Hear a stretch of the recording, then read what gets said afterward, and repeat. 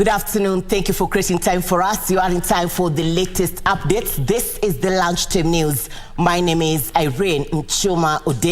On sign language interpretation, we have Brian Muraru. Let's interact on all our social media platforms at KBC Channel 1. In business, we'll be talking about electric cars. We'll be engaging with the CEO, Maridadi Motors, Eric Wangi. Be sure to catch up with us on that bit. Our top focus this afternoon. Legal experts are pointing at more purges in the government in the state's bid to show its commitment in safeguarding public resources and stamping out corruption. High Court of Kenya advocate George Kithi says signs indicate that the government is keen to prove to the Kenyan public that it has turned a new leaf in the war on graft. This even as Kenyans continue to express surprise on sacking of state officers. Following the firing of state officials at the Ministry of Health and the Kenya Medical Supplies Authority on Monday, and the subsequent launching of investigations by the Ethics and Anti-Corruption Commission into KEMSA, the government has sent a stinging message to corruption cartels. The sacking of the PS probably is a timing towards confirming to the people that he will not tolerate misuse and pilferage from the public coffers. The sackings have elicited mixed reactions from Kenyans, with most lauding the government for showing seriousness in slaying the corruption dragon. So it came fast and furious, and the reason for this probably is because the president is balancing so much. By the time you want to attract the goodwill of the people in terms of implementation of the finance bill towards the Finance Act, and therefore collection of revenue to run your government, you need to give the people confidence. Experts believe that the move has caused jitters in government circles, a warning to those who might be tainted. Mwenzako akiwekwa maji kwa kichwa, wewe pia ujitayarishe. I think it is symbolism. It is symbolic in the sense that it has happened to this officer, it could happen to any other officer, and by that it can happen to any person now or any other time. And I think that is how the fact that there is fear in the heart of a public officer, and to pump fear into the heart of public officer in order to deliver, is one way of controlling graft. Now, Kenyans wait to see the ripple effect, if any, hoping that this is the new way of things. Delivery for President Ruto, I think, is one of the things that he needs to prove. There's a lot of politics around his ability to deliver. So I think one of the things that he wants to show and prove to the public and his doubters is that he can deliver. Speaking during a roundtable with journalists at State House on Sunday, President William Ruto said he had started looking at the problems in KEMSA, adding that he will do whatever is necessary to clean it up. I want to give you my commitment. I will clean up KEMSA. Whatever it takes, Mr. President, whatever it costs, I will clean it up. Alan Auko, Lunchtime News. A middle-aged man who has been missing for the past 3 days has been found dead in a vacant house within El Bissell Township, Kajiado County. The deceased is said to have visited her sister, who operates a hotel in El Bissell town. His body has been moved to the Kajiado Level 5 mortuary as investigations get underway. Neighbors are calling on the house owner to lock all the vacant houses to beef up security in the area.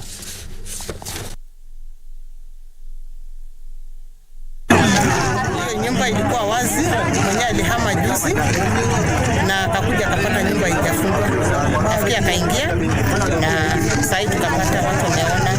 Dadake kwanza ndiye amekuja akaona kwamba unajua nyumba ambayo haijafungwa sio mzuri.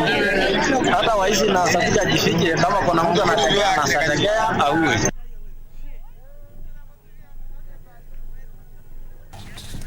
One person has been shot dead while 2 others are nursing gunshot wounds following an altercation between protesters and police officers in Nambale town, Busia County. The protesters stormed Nambale police station, accusing a police officer of knocking down a Form 1 student using a private car and killed her. The protesters torched a vehicle and a motorcycle outside the police station. These were the scenes at Nambale police station in Busia County. Irate residents stormed the police station, engaging police officers in street battles for the better part of the day. The residents claimed that a police officer who was driving a private vehicle knocked down a Form 1 student from Munami Secondary School and later hid the body inside the vehicle. Anagonga mtoto mwanafunzi na anambeba analeta police station, ni kama Mocharico police station. Nataka kuuliza serikali ya Nambale, police station gani wanapeleka maiti na wanaweka nyuma? Sisi tunakuja tunauliza, yeye mwenyewe ndiye alikuwa kwanza kutokea, mwenye alifanya kisa. Anatuuliza ni nini? Naambia tunataka mtu ambaye umegonga. Already tukoona gari yenyewe iko hapo. Gari yenyewe ilikuwa hapo, tuliamua kwenda kutoa maiti ambayo ilikuwa kwenye hiyo gari. Hao maaskari wana makosa, kama wanaweza fanya ajali na wanachukua gari wanaficha maiti huko nyuma kwa buti. Walikuwa wanataka kwenda kutupa huyo mtoto. Baada wangetokea huko na akili zao kuja kufuata, wanapata ameficha maiti nyuma.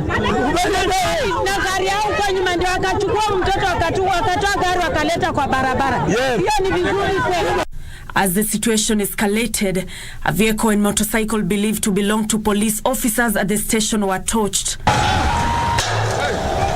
The prevailing situation prompting policemen from Nambale police station to request backup from Busia, Adungosi and Butula police stations.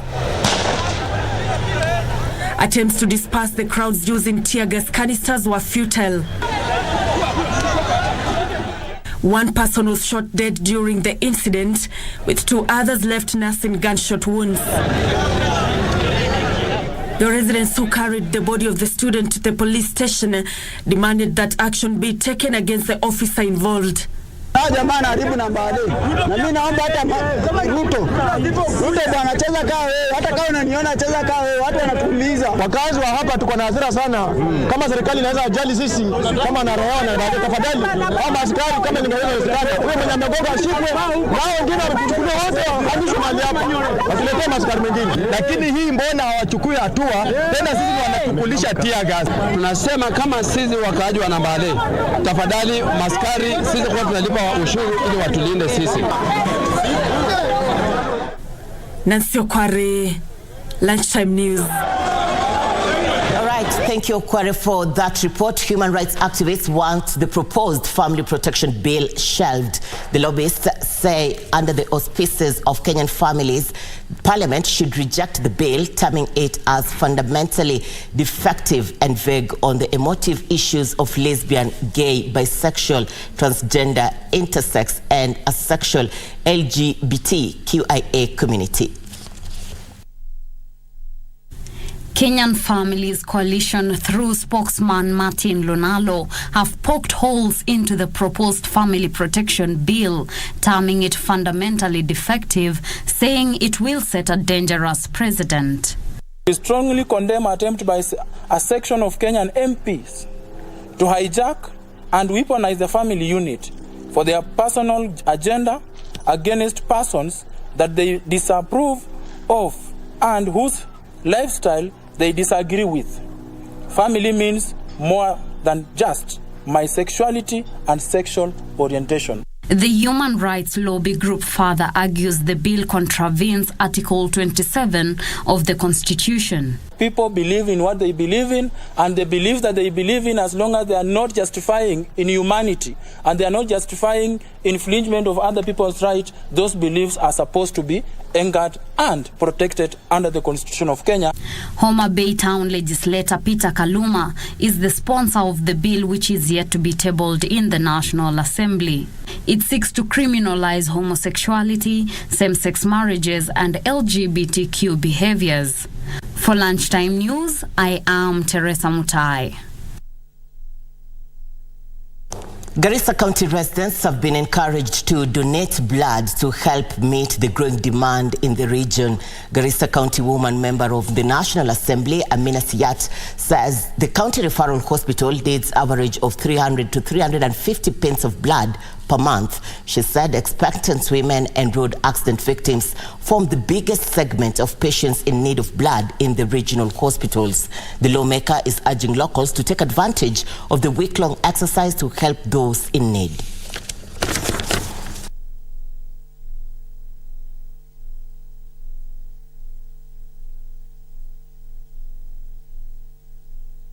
We decided that we donate blood as usual.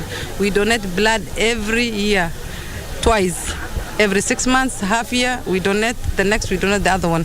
So now it's time to donate and give back to the community, and we are gathered here to do so.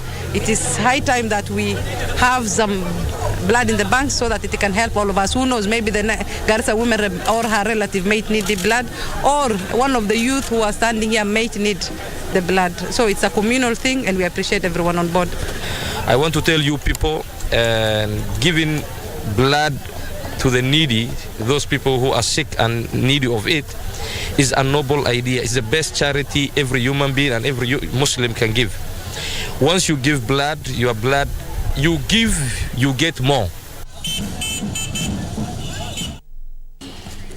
Police in Campbell County are holding a couple for allegedly dealing with narcotics. The couple was found in possession of cannabis with unknown street value in their house in Kikuyu. Confirming the incident, Kikuyu Sub-County Police Commander Ronald Kirui said the 3 cars suspected to be used in transporting the drugs was seized, including motor vehicle spare parts. The commander lauded the locals for their cooperation in the fight against narcotics in the area, noting that the smugglers had frequently evaded the law. Our team managed to arrest him here at his home together with the wife. And upon search, we have recovered 500 rolls of bank, value of 50,000 shillings. We have recovered approximately 100 kilos of unprocessed bank. At this home again, after conducting thorough search, we have recovered motor vehicle parts. To health concerns, health experts in KBC County are blaming the reluctance by locals to seek mental health assessments on over-reliance on traditional beliefs and myths about mental health. Dr. Mary Njuguna says mental illness has no specific cause. She further dismissed the belief that mental sickness is caused by sorcery or failure to perform certain traditional cultural rites. Nasema kuna biological issues ambazo zina affect akili ya mtu, kuna psychological issues ambayo ni vile mtu anavyo handle maisha yake ama anavyo kumbana na mambo ya maisha, na kuna social issues ambayo ni yale mambo ya maisha ambayo yanamkumba yule mtu. Sasa yale mambo matatu ama mambo mengi kwa maisha yakikumbana na mtu yanaweza kusababisha mtu kuwa na mental illness. Mwezi wa Mei ni mwezi wa kutangaza na kueneza ujumbe kuhusu afya ya akili, ndio watu waweze kujua kuhusu magonjwa yanayo leta shida kwa afya ya akili na kwamba ni magonjwa yanaweza kutibika. Thika Town Member of Parliament Alice Nganga says there is need for creation of a bursary kitty separate for the National Constituency Development Fund to increase beneficiaries. Nganga, who distributed bursary checks to students in sprawling Kiandutu slums and other informal settlements in Thika, Campbell County, noted the high cost of living has left many parents unable to support the education of their children. Her sentiments were echoed by a section of parents who said they are facing financial difficulties in face of the economic crisis facing the country.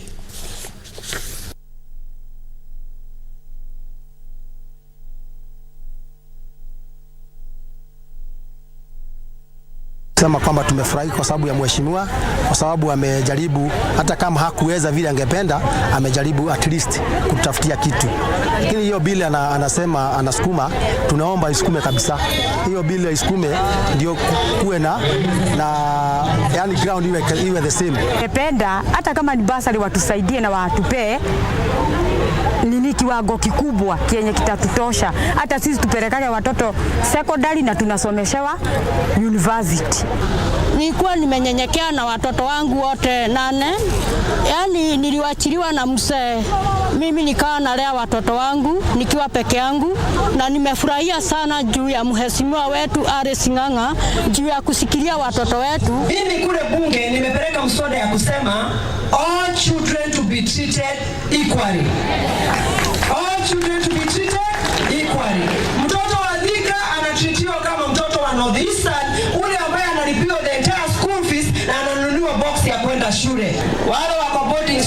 tunapatiana 6,000. Wale wako colleges tunapatiana 8,000. Wale wako na watoto wale napenda tena zaidi kwa sababu nawapenda hao watoto.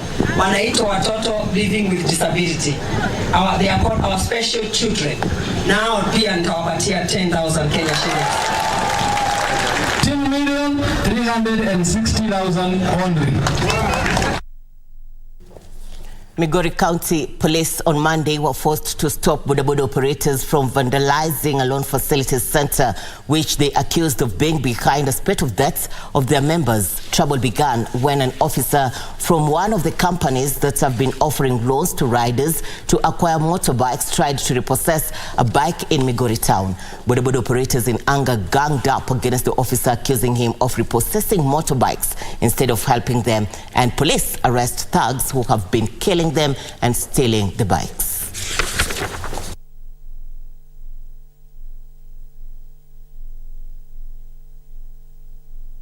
Sisi tuko na doubt kwamba watu wenye wanaajiri kazi hawa ndio wanatunyang'anya pikipiki.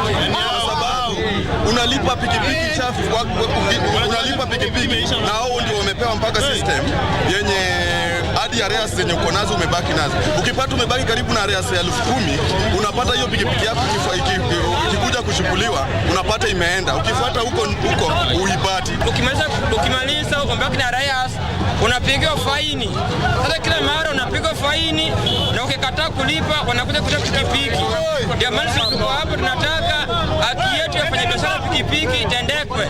Wakianza kukutafuta kukuburuta wanakupata. Lakini pikipiki ikiibiwa tukiwaambia watafute hawafuatilii, hawakuji. So tunapinga haya maneno. Tunasema ya kwamba watuone kama watu wafanyikazi wao. Ningependa kueleza hawa vijana ya kwamba ni makosa kuchukua sheria mikononi mwao, kwa sababu kama kuna shida wangekuja kwa polisi wa raise that issue. Na mambo ya pikipiki na hii watu ya credit na wale mob, hii ni issue inatosha kutatuliwa na county government ya Migori ingilie, ndio hawa vijana wasinyanyaswe. Kama pikipiki mtu amelipa imebaki pesa kidogo, alafu wanakuja wanachukua wanapotea. Na pia wengine wanalalamika kwamba interest ya hiyo pikipiki iko very high. So these political leaders to come up kusaidia vijana wasiwe wananyanyaswa kwa kununua hii mapikipiki.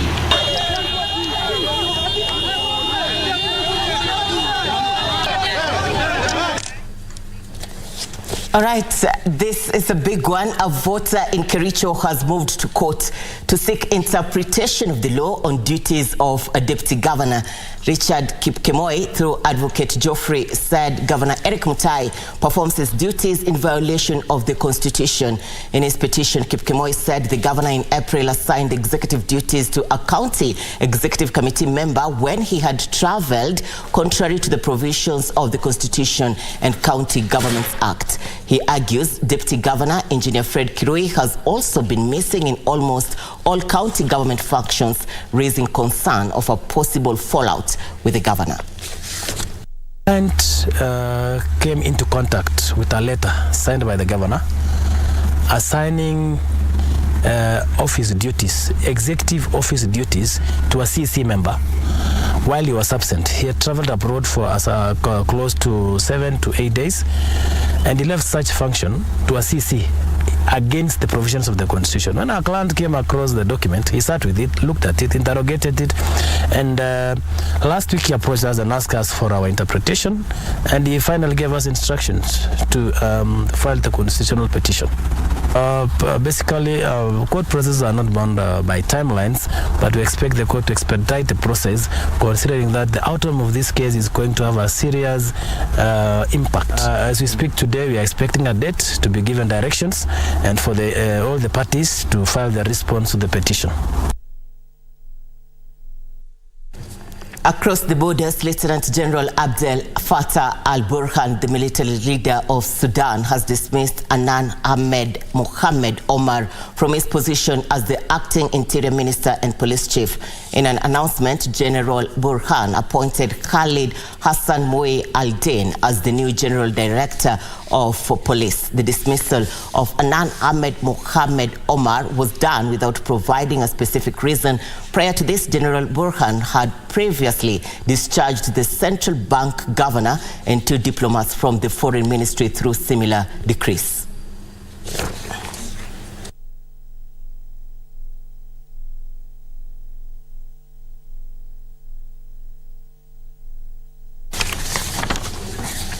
To our weekly segment, the cabinet. He served in 2 ministries during his 5-year term as a member of parliament.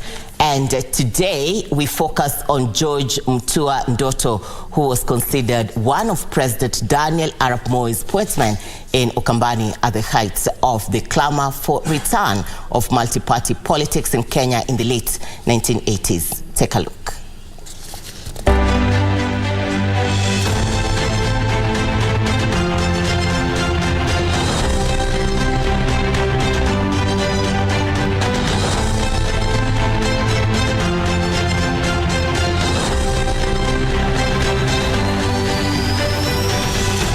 George Mutua Ndoto was born in 1945 into a staunch Catholic family in Mulutu village in Kitui County.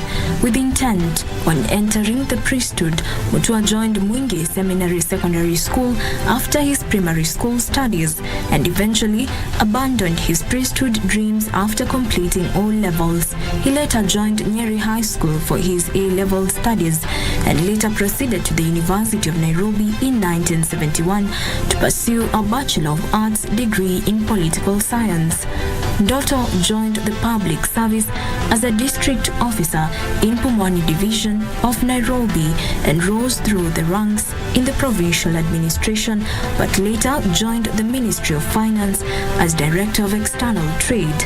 It was in this role that he showed an interest in politics with key focus on his home-based Kitui Central constituency.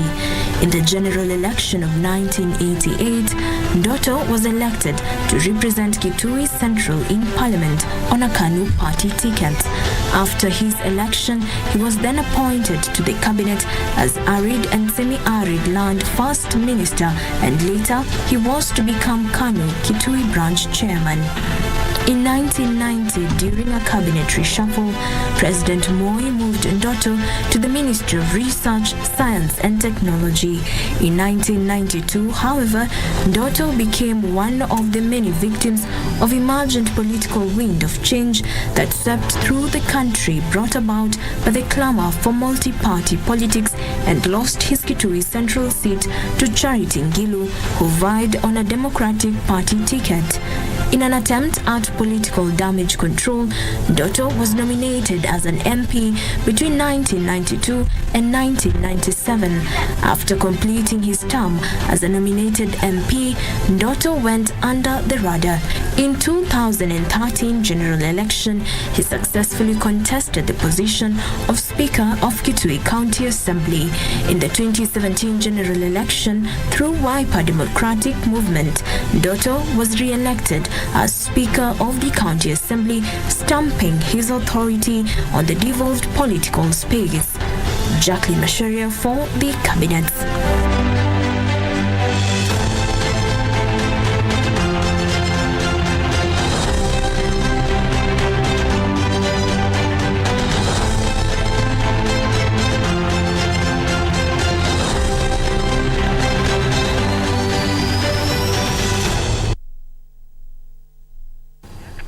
All right, to environmental matters. Africa's second largest oxbow lake, Lake Kanyaboli, is on the verge of drying up following the collapse of a dike that separates it from the vast Yala swamp. The local residents are calling upon the government to take quick action to save the lake from drying up completely, since the water is being drained into the swamp. Due to this dry up, the fish stock is dwindling, leading to a shortage of food as the farms are well flooded. The government has been urged to provide the residents with mosquito nets, as the spread of malaria has increased since mosquitoes are breeding in the reeds.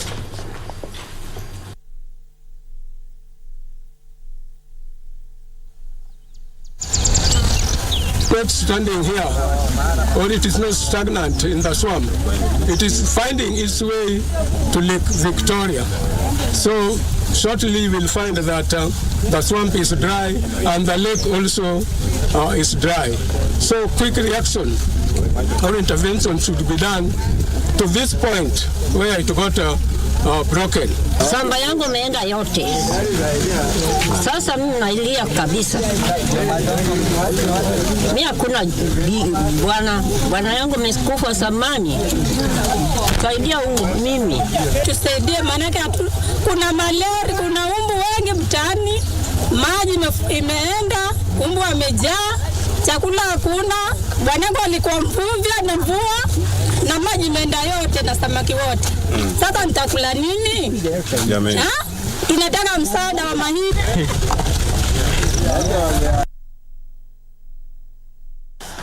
How has been the uptake of electric cars in Kenya? This is the discussion we'll be having in a short while. For now, we are taking a breather. We'll be back with also more news, including sports. Stay with us.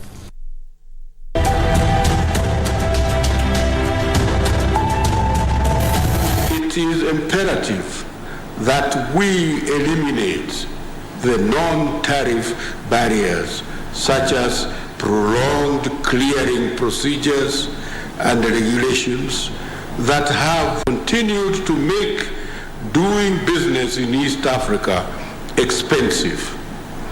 I encourage the honorable members to pay special attention to this area and develop viable solutions to the problem.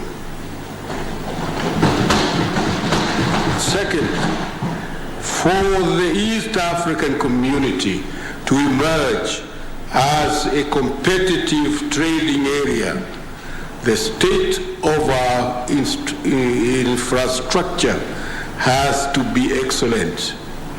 These may not be realized if the region continues to rely on an overstretched road network.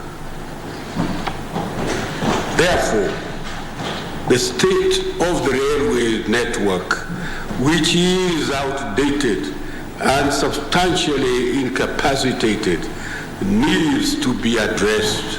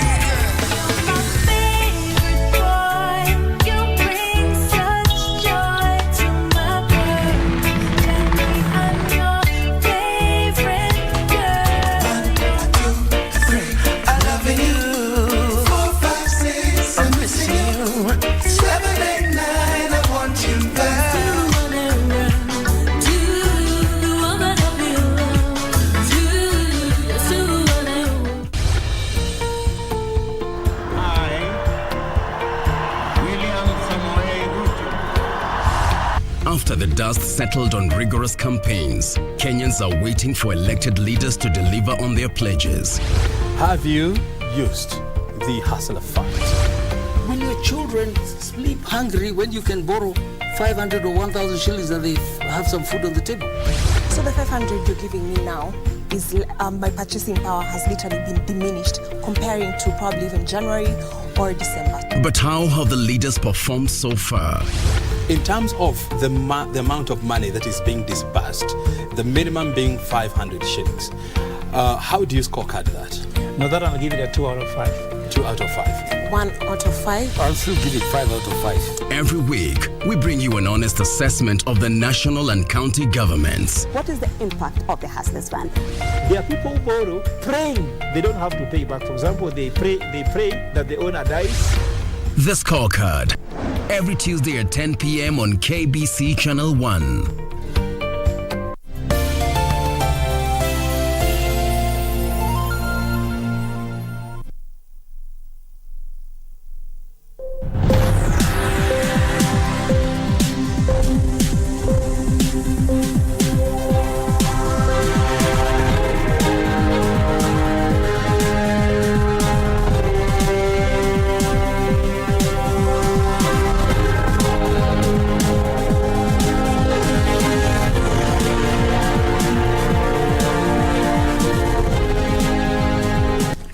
Welcome back. You're watching the Lunchtime News. Time for us to do business. Low sensitization on data protection regulations and underreporting of data breaches is partially to blame for low compliance with the new data protection law.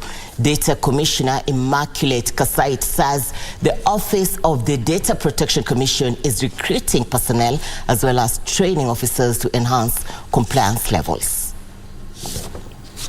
Even though the law makes it mandatory for all those who handle data to register with the Office of the Data Protection Commissioner, registration is still low. Is because this issue of data protection is relatively very new. Some people don't understand what it means to have data defaulted by design. What does that mean?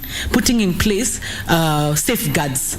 And many times when you ask people what safeguards do you have, they will tell you we have firewalls. But firewalls are not safeguards. Failure to report cases of data breach is further curtailing enforcement of data protection. The law specifies, or the regulation specifies for certain things. So for example, you keep a retention schedule. You have issues with respect to incident management, specifically when it comes to data breaches, because you need to report it within 72 hours, so you need to be conscious about how you're doing so and how it cascades up the chain. The Office of the Data Protection Commission last year received 1,700 complaints, of which 800 are at different stages of resolution.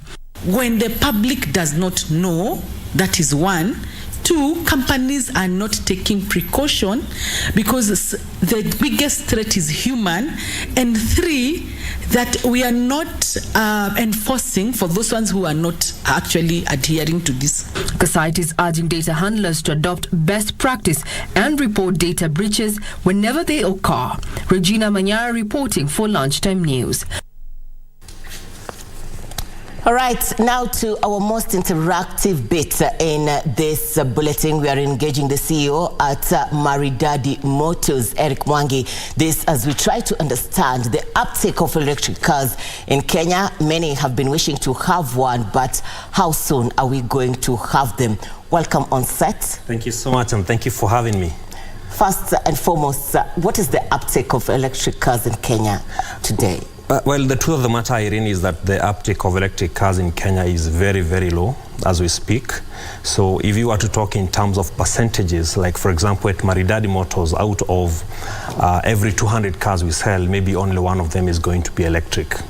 And why do you think people still preferred the fossil fuel vehicles compared to the electric cars? Because we were told about them quite some time back, and even quite a number of people have imported them to the country, but not many of us. Actually, quite a number of reasons. At Maridadi Motors, we've been able to collect opinions from the market, from our customers, on why they are afraid to take up electric vehicles. And I think they have very varied reasons. We can look at a number of them. Of course, the first one is the issue of cost. You know, electric cars, while they are very friendly to the environment, you will find that if you're buying it as a used vehicle, for example, it might be relatively more expensive than what you call a fossil fuel vehicle. And this is based on the fact that for the people that buy vehicles, most of the Kenyans buy pre-owned vehicles. So you find about 80% of the market buy pre-owned vehicles, while 20% or less buys brand new cars. So if you go to the international markets where we import these vehicles from, you will find that the availability of the electric vehicles is not as high as the availability of the fossil fuel vehicles. And what this means is that because of the availability, the supply is low, so the price definitely is going to be high. So the issue of cost is number one. Number two is the fear of what we call market support. Now, once you buy a vehicle, you know it's a durable asset, and once in a while you need someone who can fix it for you if something goes wrong. So you will find that the average Kenyan doesn't know of a mechanic somewhere who can be able to fix properly an electric vehicle. And this is a very, very big concern, and we are urging our TVET institutions to start moving towards preparing the market and preparing a generation of new mechanics who can be able to support Kenyans with electric cars. Just the other day, Irene, was in China, and I was very impressed to see what those guys have done. You know, even before they roll out electric vehicles in the country, they will roll out a curriculum that is going to release mechanics who are ready to support electric vehicles in the market. So the issue of market support is also a very, very big concern. But even before I get to the need of creating awareness, because I think as people who sell vehicles in the country, it's about time we do awareness about the electric vehicles. There is this issue of cost, with the high cost of living right now. Maintaining a battery for an electric vehicle is also an issue that many people are shying away from it. Do you think we'll be able to come up with a way of ensuring that the costs are low? Looking at the progression of electric vehicle technology over the last 10 years, we can say that the industry has come a long way in terms of bringing the cost of batteries down. And it's not just batteries for electric vehicles. We are talking about batteries for the gadgets that we use, the mobile phones, the laptops, the tablets. We are talking about batteries that are used to, for solar lighting and all those kind of things. You will find that lithium batteries are relatively cheaper than they were 10 years ago. And what we are looking at is that as the technology advances, as we get more producers of the lithium batteries, then the cost will definitely go down. Just a yes or no, is it true that the cost of repairing an electric battery matches the price of acquiring one? Well, quite honestly, on the surface, yes. All right, apart from that, there is also the issue of charging ports. What should we do? Because we already have only about 4 of them in the country. And to serve the whole country, we need more charging ports. What do you think the government should do? You're very right, and this is part of the market support that we are talking about. After you buy an electric car, you need that support, infrastructural support in terms of where do you go and charge it. And I think there are things that have been done. I would want to celebrate, for example, a shopping mall like the Waterfront in Karen. You find they have charging points for electric vehicles, and maybe other malls should emulate these, because if there is any good place to charge your car, it is where you actually park it, be it at home or be it at the workplace or be it at a commercial establishment. And I think because the cost of setting up the charging ports is not cheap, and the return is not immediate because the electric vehicles are not as many, to pay for the charging. So you will find that the government needs to come up with incentives that will encourage investors, particularly the investors who are setting up commercial establishments like shopping malls, hospitals, any place where the public goes and they have to park their car for 30 minutes, for 1 hour, for 2 hours. That is the perfect spot where they can be able to recharge their vehicle. So the government can be able to give these people incentives so that they set up the charging points for members of the public. We do mention a few of the incentives because apart from the awareness that we are calling on from you people, you're also looking at the incentives, but just mention a few that you think we Fantastic. What I see when I travel to countries that are big on electric cars, like I said, I was in China about 3 or 4 weeks ago, you will find that, for example, there are a lot of tax benefits for people who prefer to buy electric vehicles. So the electric car is taxed less than the fossil fuel vehicle, and that brings the cost down, okay? So the other thing you will find is that the county governments in those countries, for example, because the electric cars are always given a green number plate, so it is going to be identified by bearing a green number plate. So you will find, because it has a different number plate, when it goes to park, for example, let's say you're parking in the streets of Nairobi, you will find that your tariff for parking is going to be lower than the person who is driving a fossil fuel vehicle. Sometimes these people also get discounts in terms of where they are going to charge the vehicle. vehicles because the shopping malls are getting incentives and power rebates, for the electricity that is used to charge the vehicles. You will find that when they go to the shopping malls, they will get preferred parking rates, and this is going to encourage the public to take up electric vehicles.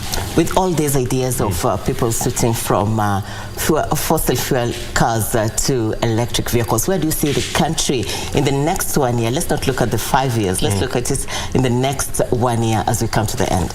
Well, as Maridadi Motors, we believe that the long-term future, 10, 15, 20 years will be about electric vehicles. However, we must agree that at the moment, the market is not fully ready for electric vehicles. So it's going to be an issue of trusting the process and driving the process. Dealers like us, like Maridadi Motors, we can be able to help the market by giving information. And I want to celebrate my team, my online team back in the office at Maridadi Motors. They've been running a lot of videos on our Facebook page to educate members of the public on the benefits of electric vehicles. So I think it's something that we all have to do collectively for us to get to the destination. Your closing remarks? My closing remark is to invite your viewer to come to Maridadi Motors and buy a car. We are at Regis on Campbell Road, and also to welcome you. Thank you. That is the CEO, Maridadi Motors, Eric Mwangi. And we have been discussing Motors electric cars. Is it about time or should we wait for more time? To other business news. Equity Group made 12.8 billion shillings in the next profit during the first 3 months of this year. The profit represents 6.6% growth that has been attributed to a 57% increase in non-funded income going digital and venture into the Democratic Republic of Congo. Equity Group CEO James Mwangi says this is despite the current rates of inflation, the costs from the Spire Bank acquisition, and a 33% increase in staff costs.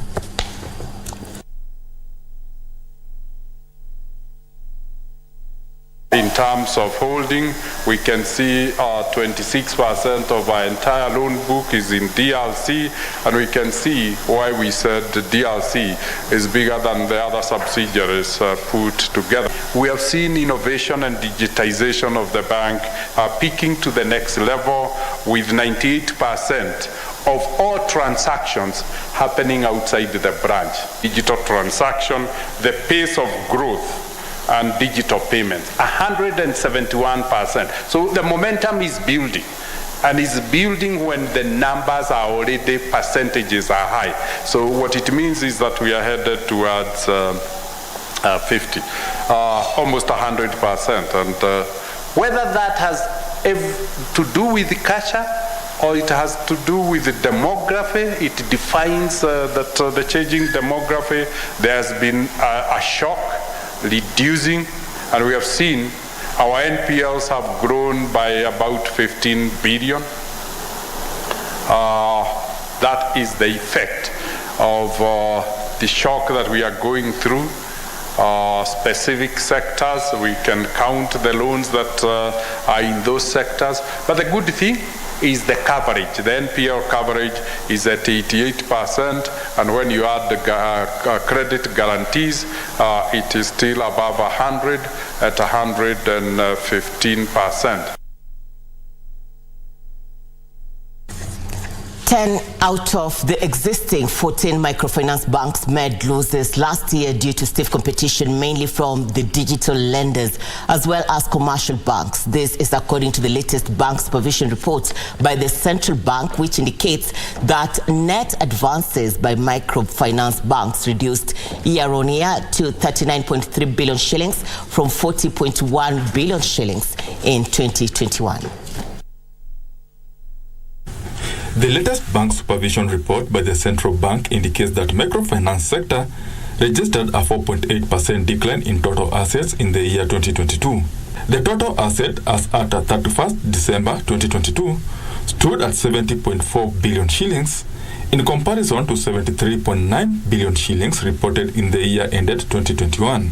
As a result, Microfinance Bank closed 4 marketing offices, bringing down the total marketing offices from 63 in 2021 to 59 in 2022. Microfinance Bank's customer deposits declined by 8% to 46 billion shillings in 2022. The decline in deposits was due to transfer of funds to alternative attractive investments due to overall increase in interest rates. Microfinance lenders' loan book further declined by 2% to 39.3 billion shillings in 2022. The overall banking sector registered an increase in profitability in 2022, with a profit before tax increasing by 22% from 197 billion shillings in December 2021 to 240.4 billion shillings in December 2022. The increase in profitability was attributed to a higher increase in total income that stood at 114.7 billion shillings compared to the increase in total expenses that was valued at 71.3 billion shillings. During the period under review, banking industry customers' deposit grew by 12.3% to 4.9 trillion shillings from 4.5 trillion shillings in 2021. Non-performing loans increased by 9.4% to 503.2 billion shillings in December 2022. Benson Ruba reporting for Lunchtime News. Kenya's trade deficit widened in 2022 from 1.4 trillion shillings in 2021 to 1.6 trillion shillings despite an increase in exports. Figures from the Economic Survey 2023 report indicate that the value of imports from the UAE more than doubled to 407 billion shillings from 178.5 billion shillings in 2021. This comes amid increased trading activities between Kenya and the Middle East, which now accounts for 24.6% of the total value of imports into the country. Data captured in the Economic Survey 2023 report reveals that increased importation of petroleum products, which came on the back of high demand in the recovering economy in the post-COVID pandemic era, solidified the position of the United Arab Emirates as Kenya's second biggest importer after China. Goods from the Asian giant continue to dominate the Kenyan market, with the value of imports by the Kenyan government and private sector further growing to 452.6 billion shillings, up from 441.3 billion. Imports from India dropped last year to 230.9 billion shillings from 250 billion shillings the previous year. Saudi Arabia was the fourth with imports valued at 122 billion shillings. Other top sources were Japan at 97.5 billion shillings and the US, whose value of goods sent to Kenya grew to 93.4 billion shillings, up from 84.2 billion shillings. On exports, Uganda was the top export destination in Africa at 97.2 billion shillings, largely driven by increase in re-exports of crude palm oil, with the East African community remaining a key market for the country. Exports to Tanzania grew by 25.9% to 57.4 billion shillings on account of increased exports of iron and non-alloy steel, while exports to Rwanda increased by 31.6% to 40.2 billion shillings, attributable to growth in palm oil exports in the same period. The US was the top export destination outside Africa, with Kenya earning 79.9 billion shillings, up from 59.6 billion shillings the previous year, pushing up total earnings from the entire American market to 85.5 billion shillings from 63.6 billion shillings. Nduta Mokami for Lunchtime News. Across the borders in the world of business, the Japanese government will allow 7 of the nation's major power companies to raise household electricity prices from June, a move that will support corporate earnings while adding to inflationary pressures. Prices hikes by the companies will be between 14% to 42%. Here now are the details of this and other stories making headlines across the globe. Companies in the resource-can nation have been hammered by last year's global energy crisis as costs for importing fossil fuels surged. Japan believes high electricity bills would boost upward momentum in prices as the Bank of Japan keeps a close eye on inflation amid expectations it will adjust policy as early as this summer. The power hikes could raise inflation by as much as 0.42 percentage points. Japanese utility shares jumped on the measure, with Tokyo Electric up as much as 3.9%. Government subsidies scheduled to expire in September are currently holding down electricity prices for households by around 20% as Kishida tries to relieve the pain of soaring inflation. Elsewhere, Vodafone has outlined plans to cut over 11,000 jobs over the next 3 years. The cuts equal more than a tenth of its workforce and will affect its UK headquarters and other countries such as Germany and Italy after reporting a small rise in full-year sales and a fall in pre-tax profits. Vodafone announced the job cuts after reporting a small rise in full-year sales to 45.7 billion euros and a fall in pre-tax profits.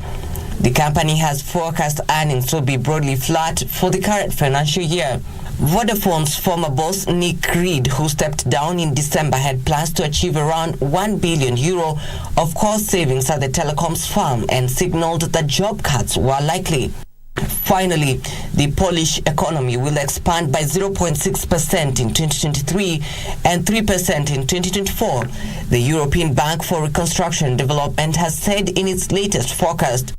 In its Regional Economic Prospects report for May 2023, the European Bank for Reconstruction and Development said Polish economic growth in 2023 and 2024 will be below last year's. The European Bank for Reconstruction and Development said the Polish banking system seemed resilient, but in the long term, the unresolved issue of Swiss franc-dominated mortgages was a reason for concern given the large private sector investment needs.